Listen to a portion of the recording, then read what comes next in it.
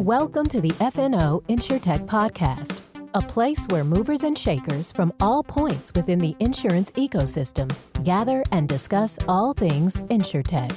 We talk about how technology and innovation are affecting and driving change in the industry. Here are your hosts, Lee Boyd and Rob Beller. Hey, podcast world. Sometimes we have on great episodes. Sometimes we have on super fantastic episodes. Sometimes we have on episodes that are so amazing, I don't even know how to describe them. Today, we have one that's even past all those descriptions. Wow. We have Ilya Bodner, the CEO and founder of Bold Penguin, the man, the myth, the legend, and Drew Aldrich, managing director at AmFam Ventures, on together. Yeah. I mean, it's a rock star show today, people. Rock star show. I know a lot of times you don't think InsureTech and Rockstar go hand in hand, but if you've ever been to ITC, they do. There are lights flashing, there's smoke. Well, no, there's no smoke. That's right. But if there was, it would be cool. Just think about that one, Caribou, smoke on the stage. Anyway, today is awesome. We're going to get a visit with these guys about the acquisition, and we get to talk about the role that American Family Ventures played in this. It's a great, great time. Now, I do want to let everyone know, we have already recorded this, and at the end of the podcast is just a wealth of knowledge that is dropped. So I encourage you to listen to the end, and you will not regret it. You have to listen to every minute of this podcast. You can skip through the part with me and Lee where we're just talking about nothing. Jibber jabber. But you have to listen to what Ilya and Drew have to say, the amazing knowledge transfer that they go through, and the advice that they have, particularly if you're in the startup space. Yes. But even if you're past that, great information from people who have thought long and hard about this and implemented in really spectacular fashion. And so we're really grateful to both of them for doing this. In fact, it took twice. The first time we had internet problems, so we couldn't get it done. So we thank them for coming twice. And listen up. This is a good one. Here is our interview with Ilya Bodner, CEO and co-founder of Bold Penguin, and Drew Aldrich, managing director at AmFam Ventures. Hey, everybody. We are here with not one, but two special guests today who have joined us to talk about a very interesting and well-known company in the InsureTech space, and that's Ilya Bodner, the CEO and founder of Bold Penguin, and Drew Aldrich, the managing director of AmFam Ventures. Welcome, guys. Glad to have you here today. Thanks. Thank you. Glad to be on finally. Yeah. Full transparency. This is our second shot. This is our second go around on this interview because last time all things internet decided to just not work. So, but we're back and we're working, and we'll just run through real quick. Ilya, where do we find you today? Where are you? I'm in the beautiful Columbus, Ohio. Columbus, Ohio. That's Very right. Nice. Where Very it's nice. not snowing today, although it flared a little bit yesterday. Did it really? I've been promised that there is spring coming, so I'm waiting. It looks like you're wearing a hoodie, so I'm guessing it's not warm outside. No, my wife likes to keep our house about as cold as the refrigerator, so it will be this way. And you, Drew, you're in the city? Yeah, I live in the Upper West Side of Manhattan, and it's starting to get to be springtime here as well. Great. Well, we welcome both you guys and are thrilled to have you here. It'll become clearer and clearer as we go through the podcast why the two of you are here together. And what we want to start with is for those people who have been living outside of the InsureTech bubble the last few years, tell us about Bold Penguin, Ilya, and tell us what it is and what you guys do. Bold Penguin is a commercial insurance exchange. We help the process of quoting and binding small commercial. We're a software that distribution uses, so insurance agents, brokers, InsureTechs, some partners to quote and bind commercial insurance easier, simpler, faster, quicker, etc. And on the back end, carriers plug into our exchange to distribute their products, sort of putting their available manufactured products on the exchange so that it reaches the distribution in a digital way. We've been in business for coming up on 5 years. It'll be our 5-year anniversary. Congratulations. We like to think of ourselves as the largest exchange. We do right around 100,000 quote starts per month. Those are actual applications loaded in small commercial. Wow, per month? Mm-hmm. Yep. Wow. And we work with, as we call it, the small and the big, the small independent insurance agency, all the way up to the largest brokerages that are out there, powering their storefronts, their websites, powering their call centers, powering just the tools that they use for the quoting and binding. At this point, we're integrated with just about every insurance company that there is across every single type of product. So whether it's general liability, BOP, or commercial auto, or the mixture thereof, we have it. We do something called multi-carrier, multi-product quote approach, which means you can get a bundled response back.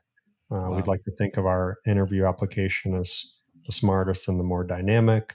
We recently launched something that we call data science or insurance intelligence, which helps pre-fill, aggregate third-party data so that less questions can be asked so that the interview process can be smoother. We're in Columbus, Ohio, but to be honest with you, with COVID and really how things have been progressing on their own over the last couple of years, although a lot of people are in Central Ohio, we're completely virtual and completely dispersed. But as the world moves more and more digital, as small businesses move more and more on their computer screens and their cell phone screens, more and more use our platform. And so in a lot of ways, we're B2B to C. I'll speak for Lee. I know we have about 250 questions that that arise just out of what you said, but I don't want Drew to feel bad sitting off there in New York City. Drew, tell us what you do and what this crazy little company AmFam Ventures is.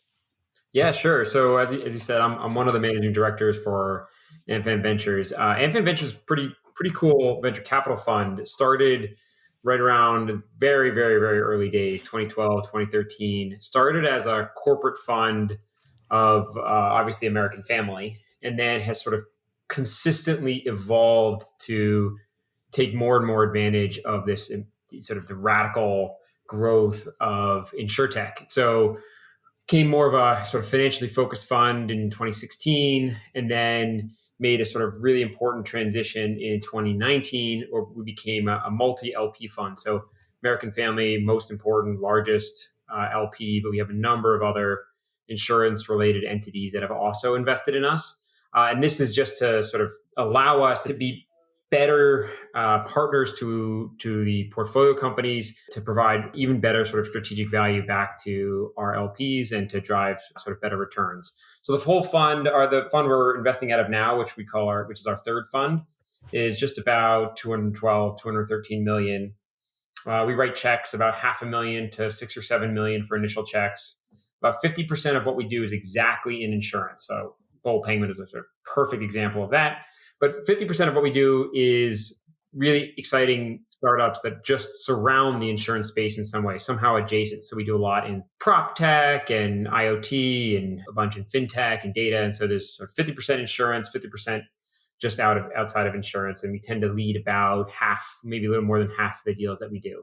And I personally, I've been in insurance for about 9 years and I've been doing venture for about 7 of that. I started at AXA in their strategy and M&A team, and then helped them build their fund, and then moved from AXA to AmFam back in 2017. So that's my quick version. Yeah, and we've been fortunate enough to have Dan Reed on and Caitlin Johnson. So we're somewhat familiar with some of the pieces that you have there and what you guys are up to. And I mean, I think that anybody who's involved in getting funded in the InsureTech world has heard of AmFam Ventures. You guys have made some big splashes. Thanks. Not the least of which is here. And we're going to talk about that in a few minutes, but I want to get back to Ilya and talk a little bit more about Bold Penguin. And I want to start by going back, even though there's lots of details to dig into about what you do. How in the world do you come up with an idea like this, and why? Did you have a moment where you were looking for business insurance and you said, oh, wow, this is hard? Tell us the origin story, if you would. Yeah, absolutely. So I don't think it's a moment that just hit me. I wasn't standing on top of a rock and lightning hit me. In fact, I don't really believe that anyone actually has those kind of eureka moments. I think it's a combination of many things that come together and shape you. And my story is as follows. I immigrated to the United States in 1993. My first job was working for an insurance agency. I'm from Uzbekistan, which is part of former Soviet Union originally. This guy paid me $8 an hour to scan the documents at the insurance office, and he would just pull up once a month or once a week in a fancy car. And I said, I kind of want to live the American dream. I want to be that guy. So in my very young and stupid age of 18, I said, I'm going to pursue the American dream, and I'll open up my insurance agency. What everyone does at that time. That's right. Mm-hmm. And so the story begins. I became an agent, and I started selling, or what I call hand-to-hand combat, looking people in the eye and offering them car and home insurance. And occasionally one of my customers would have a rental property that they need insurance on, or mechanic shop or a bakery or whatever. And when I dabbled with quoting commercial insurance for the carrier I represented at the time, it was really painful process. Going to the dentist is like Disneyland compared to what that felt like. And, it was a two-part problem. One is just dealing with the back office and trying to give them the information they need to get a quote back. And the other is looking your client in the eyes and try not to waste too much of their time or ask them 1,000,001 questions. And so I'd say the beginning of the Bull Penguin story was really all around that experience as being an agent and trying to sell an insurance policy. Parked that on the side for a second. I did really well. We did really well. My story evolved to be more of a technology entrepreneur. Fast forward to probably 6 or 7 years ago. At the time, my partner, Ben, and I were just saying we had a couple of previous good runs at insurance. And we said, we're in Columbus, Ohio. And if you've been to Columbus, Ohio, there's literally a street downtown here where you can walk all the four corners and you're in different insurance companies. They're right across from each other. Yeah. So we're just saying to ourselves, we should stay in insurance because we can reach a lot of customers. We wanted to build a B2B business, so that made sense. And then when you started to really walk the halls or the streets of Columbus, you know that commercial is one of the few lines of insurance in which the combined ratio allows you to have a profit. And everyone's sort of making money, good money, right, on the distribution and the manufacturing side. But everyone kind of chuckles and, wink, wink, nudge, nudge, talks about how archaic the process is and how much paperwork is involved and the shuffling that goes on with it. The moral of the story is everyone knows that change needs to happen, but no one's really motivated to make it happen. And so we thought to ourselves, this is a good spot to do something to modernize, but not to disrupt. We don't want to mess up these people's lives and all that stuff. And that's not necessary. But let's talk about an upgrade. The joke that Ben and I always have is it's like you're walking into a basement of an old house you bought. You really don't know which wires to cut or to keep or to rewire or whatever. So you got to be really careful with it. So we thought of it as, let's stay in insurance. Let's stay in commercial insurance. And having the background that I have, the problem is not so much, there isn't anything fundamentally broken about insurance. It just needs a serious 21st century technology modernization, or we called it an upgrade. And so again, back to if you've been to Columbus, I'll kind of get to the point faster. When you realize when you're walking across those four corners of the street, when you go to one company, they say, oh, we don't like to write this kind of business. You go to another one, they say, oh, we love this kind of business. And then you go to the third and they say, well, we price it too high. And the funny thing is there's always a home for almost every kind of business priced right. You just have to find the right corner you start out with or the right person on the right floor.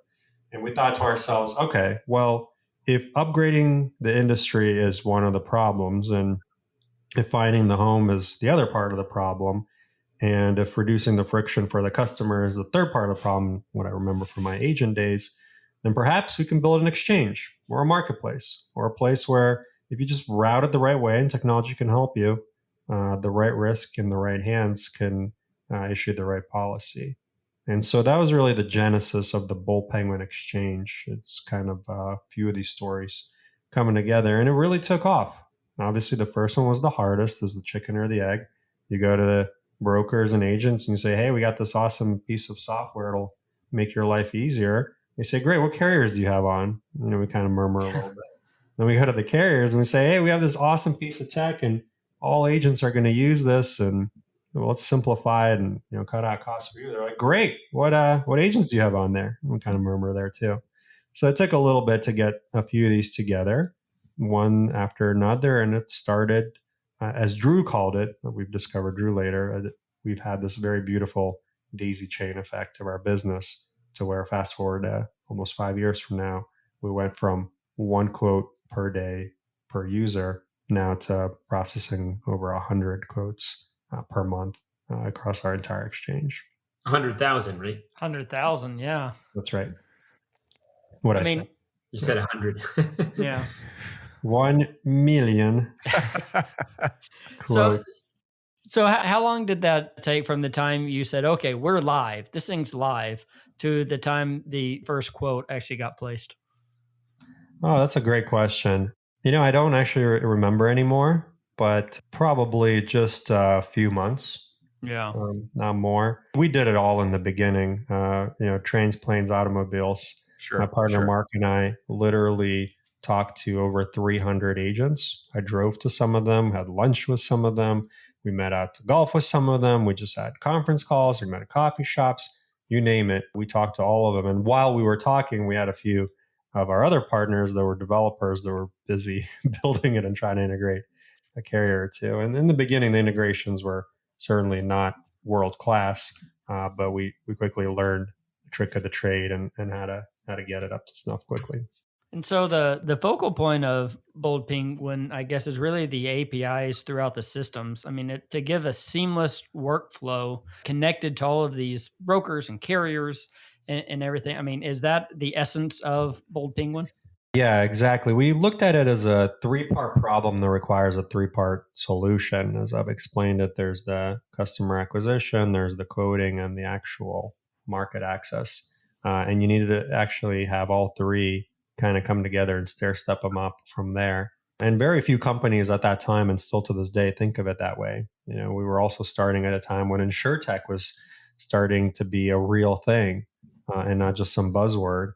And a lot of our peers were thinking, the real problem is insurance companies. They're big, fat, and bloated. So let's build a full stack digital insurance carrier of the future. Or they would say, the broker is the problem. They're just lazy and golf all day. So let's build a kick-ass website and make it streamlined for that. And we were sort of the oddball on the side saying, well, that's probably in some way true and false. But let's look at it as a 3-part problem that would probably require a 3-part solution so everybody rises with the tide. And I thought your strategy or your idea was really particularly interesting. Was you said, let's work inside of what's already here. Let's use all these incumbents. Let's not go to these incumbents and say, I'm a big threat to you, but rather, I can take friction out of these relationships for you. That was difficult to do at the time. I actually even remember to this day a meeting that we had with a very powerful executive at one of the big insurance companies. And she looked at us. She's like, are you like this? Or are you like them? Or are you like the other? And it's hard for them to see if we're friend or foe. And we're basically saying, no, we're not like any of that. We're just here to help upgrade the industry and explain and elaborate what that means. Mm-hmm. Mm-hmm. Because like you said, you had all these very successful people. If you would have come in opposition to them, they would have fought you. Correct? I mean, they would have opposed your solution. That's right. As opposed to saying, wow, thank you for making it so that maybe I can even buy a second Lamborghini or Right. or whatever the case may be. Yeah, right? to be fair, this is a very big space and Yes, different very strategies big. work. And you can be a disruptor. You can scream the loudest. You can blow things up and start fresh.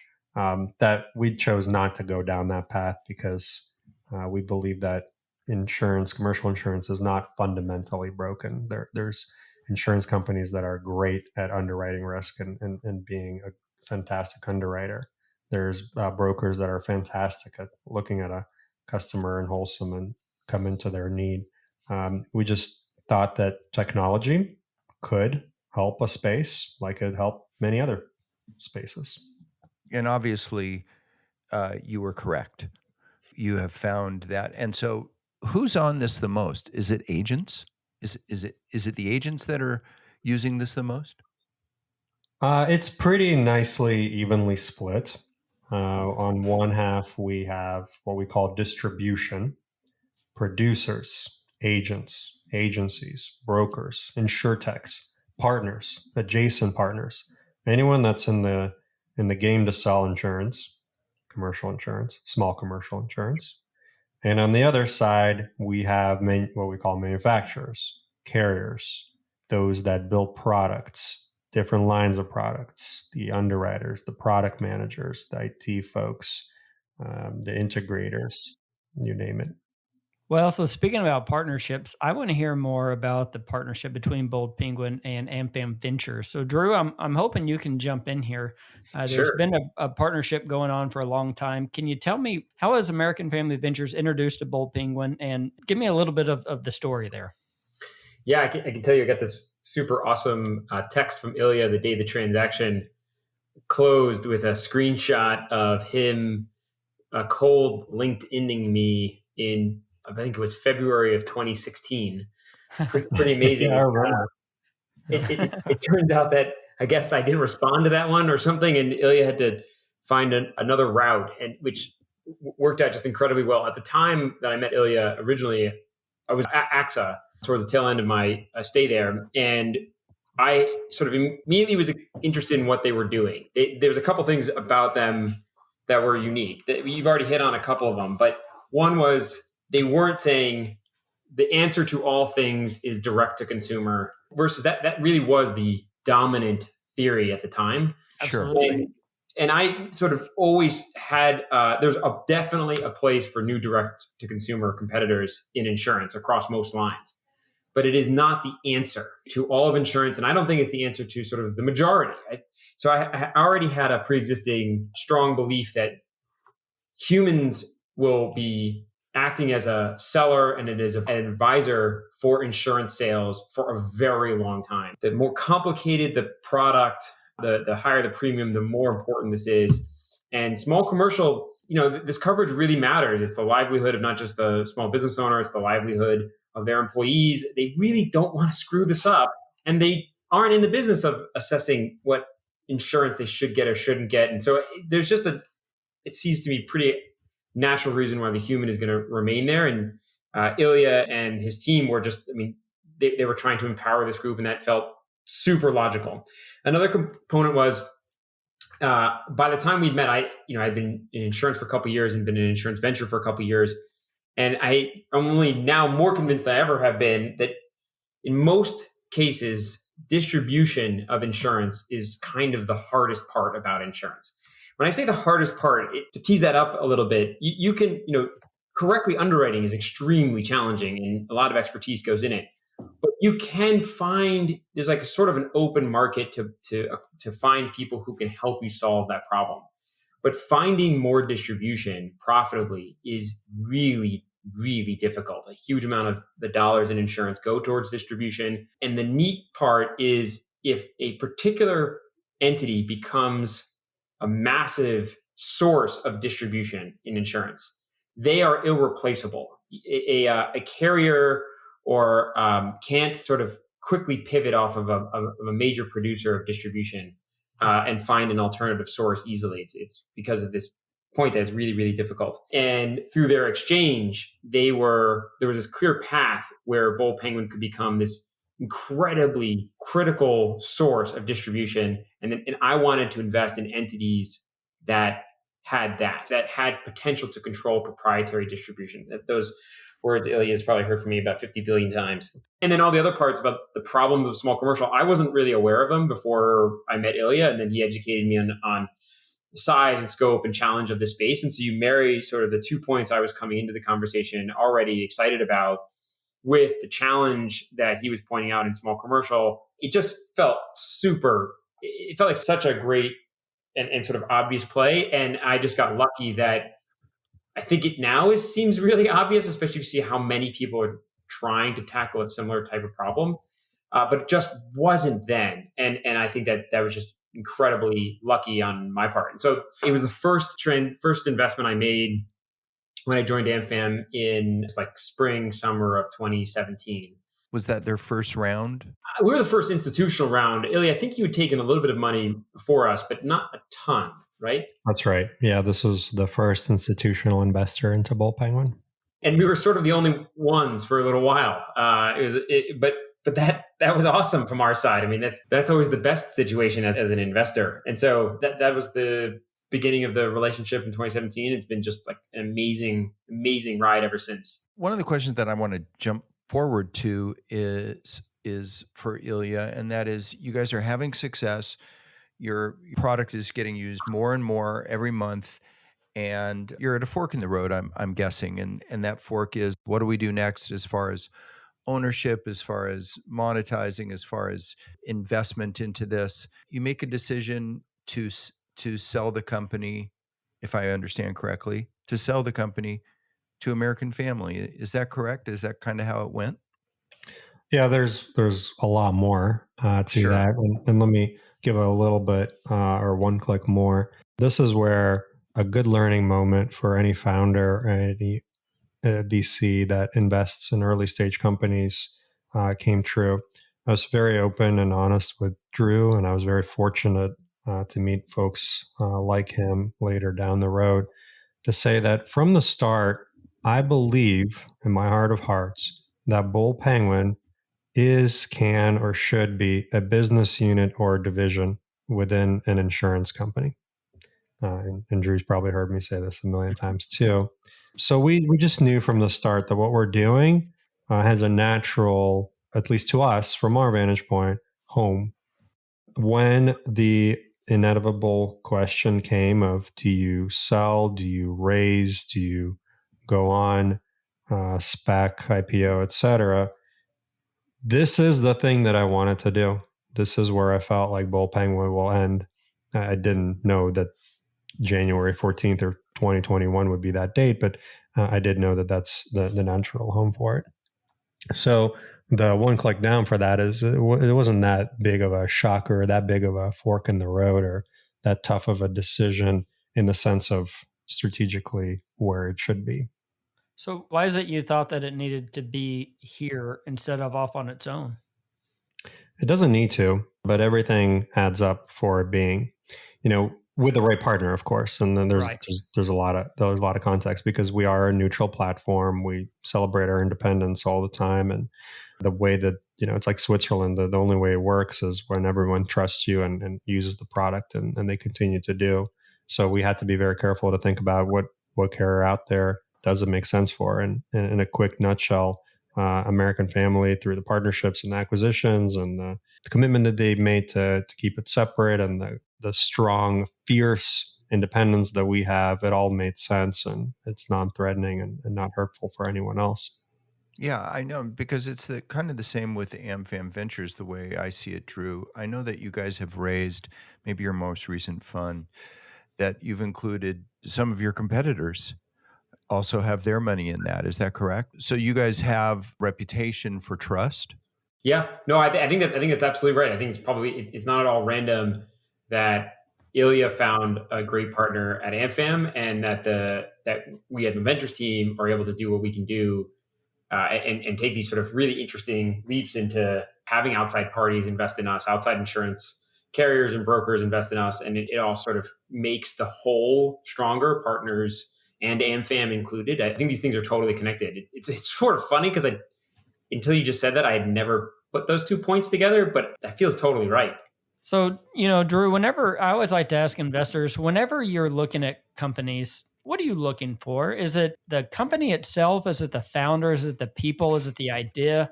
What is it that draws you in and says, yes, that is what we need to do? On the first part of the answer is always totally non-surprising. In many ways, we look for a lot of the same things sort of every VC is looking for. We look for big problems and big markets with solutions that sort of match those problems. We look for amazing founding teams.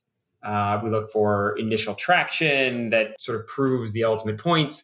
But I think the sort of the next layer down on the answer is by being industry-focused investors. 50% of what we do is insurance, and 50% is sort of insurance-related, but just outside of insurance. And that allows us the time and the experience, and the sort of we get to have just tons and tons of conversations that all sort of relate to each other, because we get to see almost every single thing in insurance. Almost all the InsureTechs at some point or another come to us, or we go out to them. And that allows us to build sort of heuristics or mini theses or large, robust theses about the future of the space. And we look for deals that match up well with the way we already believe the world is trending. So I sort of hinted at this when we were talking about this with how I met Ilya and the Bold Penguin team. We already had these sort of strong beliefs around humans and their importance to insurance, the control of distribution. And often these predefined theses relate to some sort of how do they take over the world. And so in the Bold Penguin case, it's if this can work and Bold Penguin can become this huge source of distribution, and then from there can interconnect to allow this totally analog industry where it's a huge industry, many very large nodes, but those nodes don't interact digitally. BP can take their positioning as this critical distribution source and turn into the infrastructure player for small commercial. They're going to be set up to sort of take a small sliver of the value in the ecosystem, and that's in a $100 billion market, and that is how you get to be really, really big. So we look for all the core things that sort of every VC looks for, but then we look for these magical stories that say, hey, this thing can become a sort of systemically important player in the market. And there's not going to be many of these players in any one industry. And so we look for, so it's when we see that we get, extremely excited. In the Bold Penguin case, we started with, okay, founder was excellent. Founding team was excellent. The market was excellent. They already fit these theses. We sort of waited, a few months until we could see, okay, well, actually the traction is marrying up to the theory.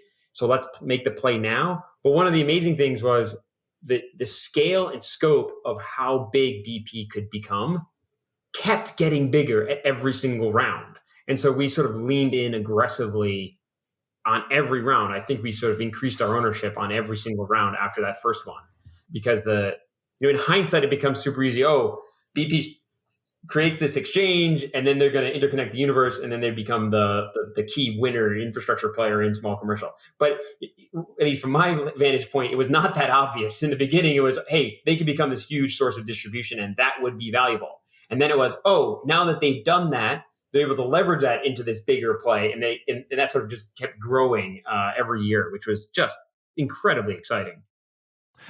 I'm very interested in that idea. And Ilya, I want to ask you, as the founder early on, where Bold Penguin is today, did you see all that in the beginning, or did you have this kind of the same experience that Drew's talking about, that the further you got into it, the more opportunity, the more angles became apparent?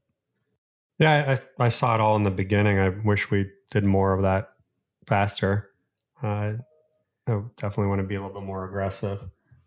This has been all part of the plan, and there's still some things that we have not completed that are part of the plan that I'm excited to do in the next 5 years to come with the AmFam ownership, et cetera.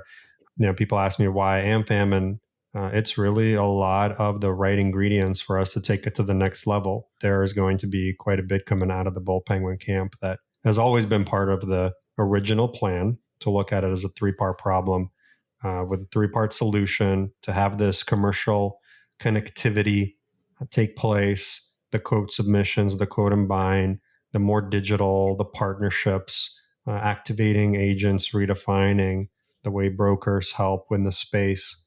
And we just got started. Now we have all the right ingredients to make this beautiful pie. That's very exciting. So as a founder, living through what you've learned through, what do you have to say to other founders out there? One of the things that other founders in the InsureTech space, one of the things that are interesting to me is that we frequently talk to people in the InsureTech space who were from insurance, like yourself, and others who weren't. How important was that looking back? Obviously, it was important. But what do you have to say to founders that are coming into it today? Man, how much time do we have? Go ahead. There are so many learning lessons. Yeah, so many things. I think we have a whole couple hours set up aside as a team of what we've learned through all this thing. I don't even know where to start. I'll just kind of ramble some things. So the question you asked about insurance is huge.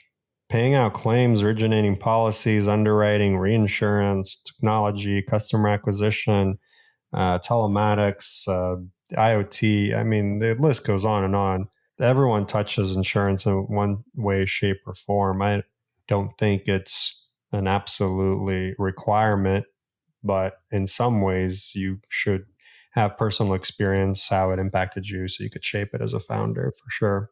Can't be completely cold going into it. Lessons or advice to founders. InsureTech is hot right now. It's certainly a very hot category. A lot of companies are going public and joining specs. And it seems like every day I read another $100 million round or more that took place. It's kind of nuts, crazy out there. So it's easy to get lost in it. Picking the right investor is really hard, especially when money is quote unquote cheap, where you can get a decent term sheet or a great term sheet because there's so many that are trying to come in. Kind of what I said earlier, where I believe that Bull Penguin should, can, or will live inside of an insurance company, have that kind of an idea, have an end goal in mind, and find an investor that really undeniably completely agrees with you on that end goal, because that's the ultimate decision. We were very lucky to meet Drew, who helped shape us, and we helped shape him. And it was a really great symbiotic, growing relationship. Not everyone has that kind of experience, and I've heard all sorts of horror stories. That is also true at every round. At every round, you're just inviting one more person to the table, to the party, to the house. You really got to make sure they are completely aligned with you, with the end goal, with the end mission. It's okay to have differences and disagreements and et cetera along the way, but having the end decision matters. You said, what do VCs look for in a deal? Is it the idea? Is it the people? Is it the team, the size, et cetera? Founders should think the same exact way. I talked about this before. It's 3 legs to the stool: idea, people, capital. You can have the best idea, but without capital or team, you can't do anything. You can have the greatest people, but with a dumb idea or no capital, you can't do this much. So you get the idea. You really got to balance it. Early team members really do define the company. So fire fast, hire slow, and really make sure the people around you complement your weaknesses. When you look around the room, you don't want to be looking at a mirror, people that are just like you. You want to look at people that are doing things that are what you're not good at, or not as good at, or don't have the time for, or have a different perspective or different background, et cetera. Trust in yourself is probably another one. There's been so many sleepless nights, so many moments where I was just like, oh my God, this thing is going to flunk, tank, disaster. I don't even know how we're going to make payroll, or I'm dreading this meeting with our largest client on Tuesday. We're going to get fired for sure, this, that, the other. Usually people respect authenticity, honesty, and what I call taking the high road. If you take the high road on things, it'll work out. It always will. So trust in yourself. If you take the high road, it might suck short term. It might really sting long term, but it all works out if you take the high road and trust in yourself. Not every company's goal is the same. Some companies want to be the biggest. Some want to be the fastest. Some want to be the most profitable. Some want to be the loudest. Some want to be first to an IPO. Some want to be the most strategic. Some want to be an acquisition target. Some want to be international.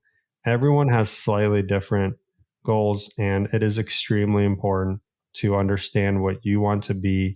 And this isn't one of those you have to know what you want to be when you grow up, but you just have to have a general direction of what you want to be. As an example, for some reason, it's popular right now in InsureTech not to be profitable.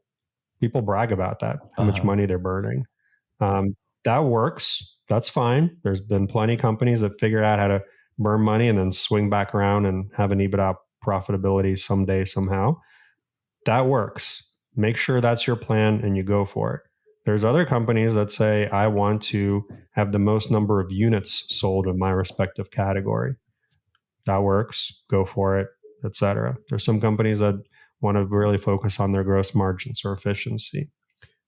Figure out what that thing is that you want your company to be and go for it.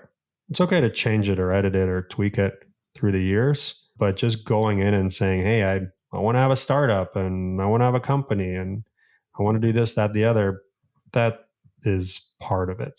The bigger part is what kind of company within what are the guts of it that are going to look like it.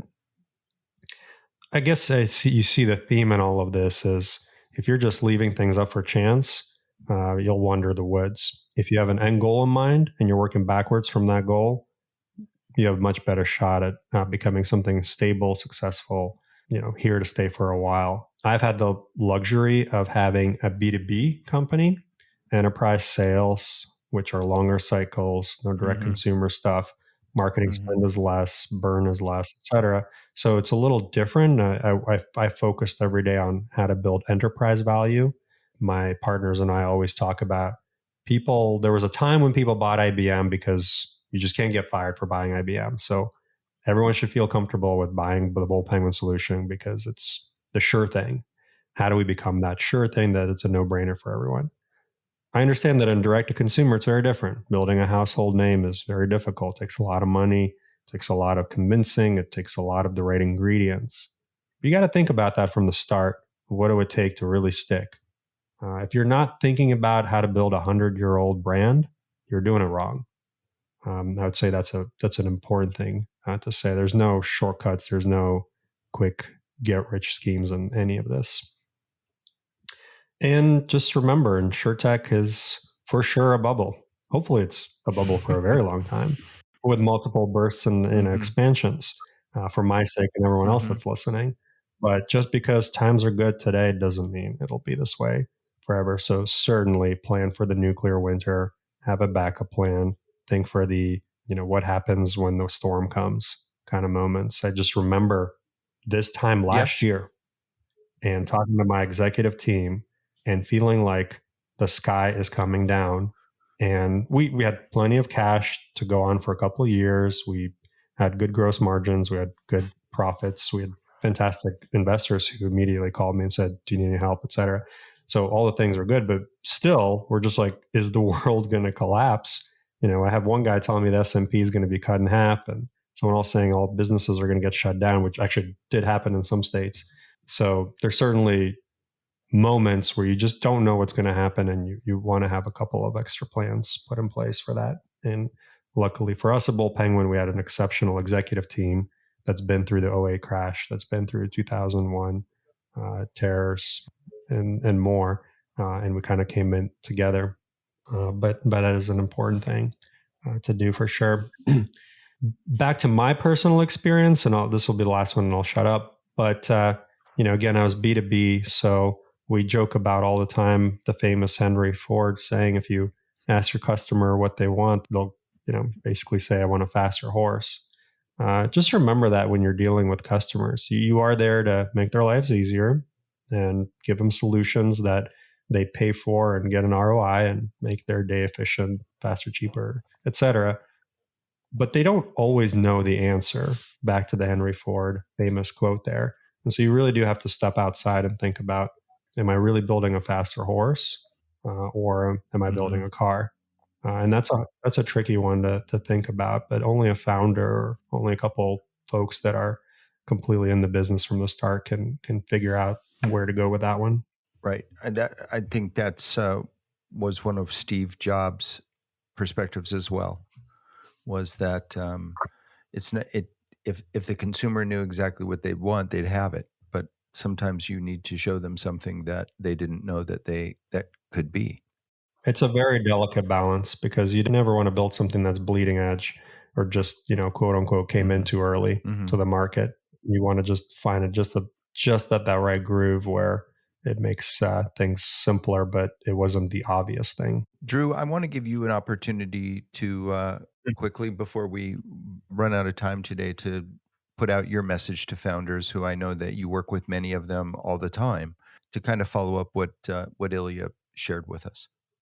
Yeah, sure. So I have to definitely echo Ilya's point about finding the right capital for you. And I think it'd be obviously too self-serving to say, if you're an InsureTech, you've got to have, a lead investor who definitely knows your space. I think it's more than that. It's, in a very real way, you're entering into this incredibly important relationship that you're going to be with for quite a long time and has a outsized impact on your life. This is from the founder's perspective, choosing their capital partner. And one of the challenges, to the point about being at a really hot space in a really hot time, is transactions move really fast today. I mean, just incredibly fast. Probably the fastest I've 7 years I've been doing this. It's definitely the fastest from sort of meeting to term sheet expectations. And one of the challenges in that type of environment is the getting to know you part, which is just so key because you go through all these ups and downs with the capital partner,